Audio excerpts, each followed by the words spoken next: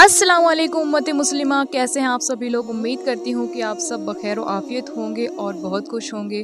और जो भी किसी परेशानी या अल्लाह की तरफ से किसी आजमाइश में मुब्तला हैं, कोई बीमार है या और किसी भी तरह की तकलीफ़ में हैं, तो उनके लिए दिल से दुआ है कि अल्लाह सुब्हानहू व तआला उनकी परेशानियों को, आजमाइशों को, दुख तकलीफ़ों को दूर कर दे और अल्लाह उन्हें आफ़ियत दे, सुकून दे और अपनी तमाम नेमतों से नवाज़ दे। और जो बीमार हैं अल्लाह सुब्हानहू व तआला उन्हें जल्द और मुकम्मल शिफा अता फ़रमाए, आमीन। और जब अल्लाह सुब्हानहू व तआला अपनी नेमतों से नवाजता है तो हमें उसकी नेमतों का भी शुक्र अदा करना चाहिए, क्योंकि शुक्र करने से नेमतों में इजाफ़ा होता है, नेमतें बढ़ती हैं। अल्लाह सुब्हानहू व तआला फरमाते हैं कि जो मेरी नेमतों का शुक्र अदा करता है मैं उसकी नेमतों को और बढ़ा देता हूँ। और नेमतों का शुक्र अदा करना भी चाहिए, क्योंकि अल्लाह की तरफ से ये एक हिदायत है, क्योंकि अल्लाह सुब्हानहू व तआला हर किसी को ये हिदायत नहीं देते। नेमतें तो अल्लाह सुब्हानहू व तआला काफिर और मुशरिकों को भी देते हैं, लेकिन वो अल्लाह की उन नेमतों का शुक्र अदा नहीं करते, क्योंकि वो जानते ही नहीं वल्लाही कि उन्हें ये नेमतें कौन फराहम करता है, कौन देता है। और वल्लाही ये एक ऐसा बड़ा एहसान है अल्लाह सुब्हानहू व तआला की तरफ से हमारे लिए, हम मुसलमानों के लिए, क्योंकि अल्लाह सुब्हानहू व तआला फरमाते हैं कि ईमान अल्लाह सुब्हानहू व तआला के ख़ज़ानों में से एक ख़ज़ाना है।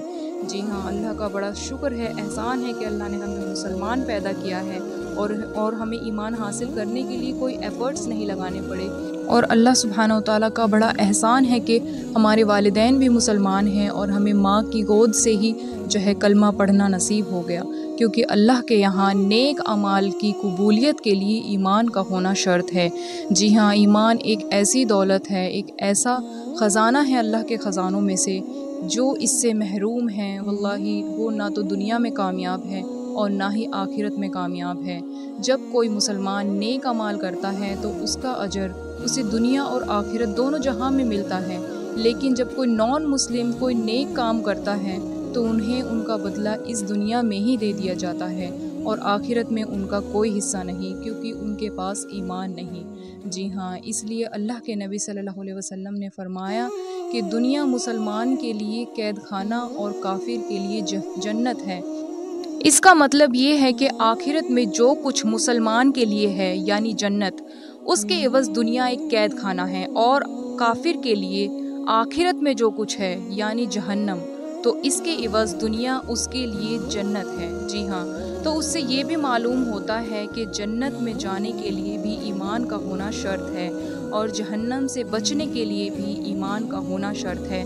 तो आप अंदाज़ा लगाएं कि अल्लाह ने हमें बग़ैर मांगे, बग़ैर किसी एफ़र्ट के ईमान दे दिया, तो हमें इसका कितना शुक्र अदा करना चाहिए। जी हाँ, आप उन न्यू मुस्लिम से पूछे कभी जिन्होंने मुसलमान होने के लिए कितनी कुर्बानियाँ दी हैं, उन्हें घर से निकाल दिया जाता है, उनके रिश्तेदार उन्हें छोड़ देते हैं। तो हम दिन रात भी अगर अल्लाह सुब्हानहू व तआला का शुक्र अदा करें इस बात पे कि अल्लाह ने हमें बिना मांगे ही ईमान दे दिया, तो तब भी हम जो है अल्लाह का शुक्र अदा नहीं कर पाएंगे। जी हाँ, ये एक ऐसी दौलत है, ये एक ऐसा ख़ज़ाना है अल्लाह सुब्हानहू व तआला के ख़ज़ानों में से। तो अल्लाह की इस नेमत का और तमाम नेमतों का शुक्र अदा करते रहें। शुक्र की डेफिनेशन क्या है? शुक्र की डेफिनेशन ये नहीं कि सुबह शाम सिर्फ़ एक तस्बीह अल्हम्दुलिल्लाह की पढ़ ली जाए। जी हाँ, इसका अजर अपनी जगह है, लेकिन शुक्र की डेफिनेशन ये है कि अल्लाह ने जो तुम्हें नेमतें दी हैं उसका शुक्र प्रैक्टिकली नज़र आना चाहिए। जैसे आप किसी को गिफ्ट देते हो तो आप क्या एक्सपेक्ट करते हो उससे कि वो आपका गिफ्ट लेकर थैंक यू बोले और उसे अलमारी में बंद करके रख दे?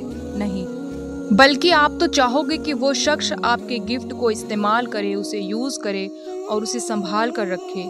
इसी तरह अल्लाह ने जो नेमतें दी हैं तो उनकी रिक्वायरमेंट ये है कि आप उन्हें उन कामों से इस्तेमाल करें, उन कामों में इस्तेमाल करें उन्हें जिनको अल्लाह ने आपको करने का हुक्म दिया है, और उन कामों से उन्हें बचाएं जिन कामों से रुकने का अल्लाह सुब्हानहू व तआला ने हुक्म दिया है। यानी अल्लाह ने अगर आपको आँखें दी हैं तो अल्लाह की ये ख्वाहिश है अपने बंदे से कि आँखें हराम ना देखें, हराम की तरफ ना उठें। अगर आपने अपनी आँखों को हराम से बचा लिया तो आपने इन आँखों का शुक्र अदा कर दिया। अगर आपने अपनी ज़ुबान को हराम से बचा लिया, अपने ज़ुबान का शुक्र अदा कर दिया आपने। अगर आपने अपने कानों को हराम से बचा लिया कि ये कान जो हैं गलत बात ना सुने, किसी की गीबत ना सुने, तो आपने इनका शुक्र अदा कर दिया। اگر آپ نے اپنے ہاتھ پاؤں اور دل کو برائی سے بچا لیا، برائی کی طرف جانے سے بچا لیا، تو آپ نے ان کا شکر ادا کر دیا۔ جیسا کہ حدیث میں آتا ہے کہ ہاتھ بھی زنا کرتے ہیں، آنکھیں بھی زنا کرتی ہیں، اور زبان بھی زنا کرتی ہے، پاؤں بھی زنا کرتے ہیں۔ تو اللہ تعالیٰ ہم سب کی حفاظت فرمائے۔ اسی طرح ایمان جو ہے اللہ کی بہت بڑی نعمت ہے، تو اس کی ریکوائرمنٹ یہ ہے کہ آپ اپنے رب کا جو ہے خوب شکر ادا کریں، عبادت کریں، اس کی خوب ذکر کریں، اور اللہ تعالیٰ کی بنائی ہوئی اس دنیا میں جتنی بھی نعمتیں ہیں اس پر غور و فکر کریں۔ آپ پر نماز فرض ہے، آپ نماز پڑھیں۔ اللہ تعالیٰ کو جوانی کی عبادت پسند ہے۔ اگر آپ جوانی میں ہیں تو اللہ تعالیٰ کو راضی کر لیں اس جوانی میں، کیونکہ اللہ سبحانہ و تعالیٰ کو جوانی کی عبادت پسند ہے۔ اور آج کی جو ینگ جنریشن ہے وہ کیا کہتی ہے، وَلِیَعُوذُ بِاللَّہ، کہ پہلے ہم تمام عیاشیاں کر لیں، اپنی جوانی کو انجوائے کر لیں۔ عبادت تو بڑھاپے کا کام ہے، بڑھاپے میں کر لیں گے۔ ابھی لائف کو انجوائے کر لیں، انجوائے کرنے کا ٹائم ہے، عبادت کے لیے بہت ٹائم پڑا ہے۔ واللہ پھر ایسے لوگوں کو بڑھاپے میں بھی توفیق نہیں ملتی، کیونکہ بڑھاپے میں انسان وہ کچھ ہی کرتا ہے جو اس نے اپنی جوانی میں کیا ہوتا ہے۔ تو جوانی میں اگر عبادت نہیں کی تو بڑھاپے میں بھی انہیں توفیق نہیں ملتی۔ اور حدیث میں آتا ہے کہ قیامت کے دن انسان اپنی جگہ سے ہل نہیں سکے گا جب تک کہ ان 5 سوالوں کے جواب نہ دے دے، جن میں سے نمبر 1 ہے کہ جوانی اللہ تعالیٰ نے آپ کو زندگی دی تھی، آپ نے کہاں خرچ کی؟ زندگی میں ہی جوانی آ جاتی ہے، لیکن اللہ سبحانہ و تعالیٰ جوانی کا سوال آپ سے علیحدہ کریں گے۔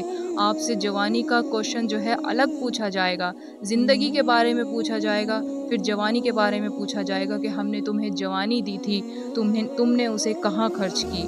اور واللہ اللہ کو ہماری عبادت کی، ہمارے سجدوں کی کوئی ضرورت نہیں ہے۔ اللہ تعالیٰ فرماتے ہیں کہ اگر تم سب مل کر بھی فرعون بن جاؤ، تمہارے جتنے بھی آدم علیہ السلام سے لے کے آخری انسان تک اور تمام کے تمام جنات جو ہیں، سب مل کر بھی جو ہے فرعون بن جاؤ، تب بھی تم میرا کچھ نہیں بگاڑ سکتے اور میری شان میں ذرہ برابر بھی کمی نہیں کر سکتے۔ اور اگر تم سارے کے سارے مل کر جو ہے نبی کریم صلی اللہ علیہ وسلم کی طرح خوبصورت اخلاق والے بن جاؤ اور ان کی طرح عبادت گزار بن جاؤ، تب بھی تم میری شان میں کوئی اضافہ نہیں کر سکتے۔ اللہ سبحانہ و تعالیٰ کو ہمارے سجدوں کی کوئی ضرورت نہیں ہے، کیونکہ اس زمین سے لے کر 7ویں آسمان تک 4 انگلیوں کے برابر بھی جگہ خالی نہیں ہے جہاں فرشتے اللہ کی عبادت نہ کر رہے ہوں، اللہ تعالیٰ کو سجدہ نہ کر رہے ہوں۔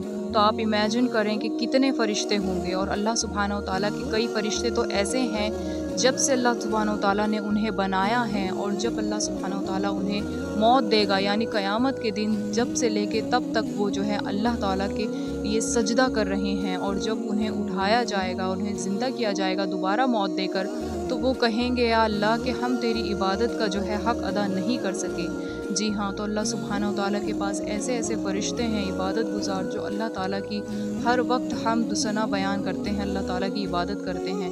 تو اللہ تعالیٰ کو ہماری عبادتوں کی کوئی ضرورت نہیں ہے۔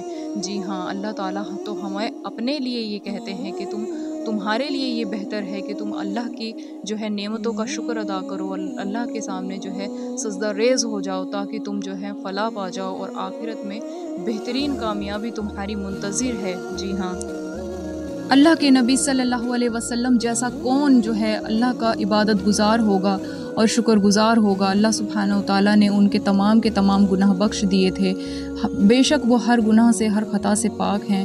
ایک بار اماں عائشہ جو ہیں فرماتی ہیں کہ اللہ کے نبی صلی اللہ علیہ وسلم جو ہیں راتوں کو اتنا لمبا قیام کیا کرتے تھے کہ آپ کے پاؤں مبارک میں جو ہے ورم آ جاتا تھا، سوجش آ جاتی تھی۔ تو اماں عائشہ فرماتی ہیں کہ یا رسول اللہ نے آپ کے تمام گناہ بخش دیے ہیں، اگلے پچھلے تمام گناہ بخش دیے ہیں، اور اللہ نے آپ کے لیے جنتیں سجا دی ہیں، تو آپ کیوں اتنی محنت کرتے ہیں، آپ کیوں اپنے آپ کو اتنا تھکاتے ہیں؟ تو اللہ کے نبی صلی اللہ علیہ وسلم نے فرمایا کہ اے عائشہ، جس رب نے مجھ پر اتنے احسان کیے ہیں، جس نے مجھ پر اتنی نعمتیں نازل کی ہیں، تو کیا میں اپنے رب کا شکر گزار بندہ نہ بنوں؟ کیا میں اپنے رب کا شکر ادا نہ کروں؟ سبحان اللہ۔ تو آپ آئیڈیا لگائیں کہ ہمیں کتنا اللہ کا شکر ادا کرنا چاہیے۔ اللہ تعالیٰ نے ہمیں ہاتھ پاؤں آنکھ ناک دی ہیں، زبان دی ہیں، اللہ سبحانہ و تعالیٰ کا شکر ہے الحمدللہ کہ ہم سکون اور عافیت کے ساتھ اپنے گھروں میں رہتے ہیں اور کھانا کھاتے ہیں۔ فلسطین کے حالات آپ کے سامنے ہیں کہ کس طریقے سے وہ اپنے گھروں میں چین کا سانس نہیں لے سکتے، اور اللہ تعالیٰ نے ہمیں تمام نعمتوں سے نوازا ہے۔ تمام ایسی نعمتیں ہیں جن کا ہمیں پتہ بھی نہیں ہے اور ہم اسے کنزیوم کر رہے ہیں۔ اللہ کا ہر حال میں شکر ہے۔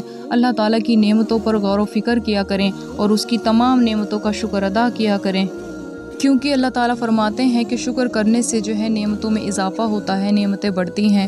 تو اللہ کا شکر ادا کیا کریں۔ اور ایک اور سورہ میں اللہ تعالیٰ فرماتے ہیں کہ جو بھی مصیبت یا پریشانی تم پر آتی ہے یا جو نعمت تمہاری طرف آتی ہے وہ اس سے پہلے ہی لوح محفوظ پر لکھ لی جاتی ہے، تو تم غم نہ کیا کرو جب کوئی چیز تم سے دور ہو جائے، اور شیخی نہ بگارا کرو جب تم پر کوئی نعمت اللہ تعالیٰ کی نازل ہو، بے شک اللہ تعالیٰ جو ہے شیخی بگارنے والے کو پسند نہیں کرتا۔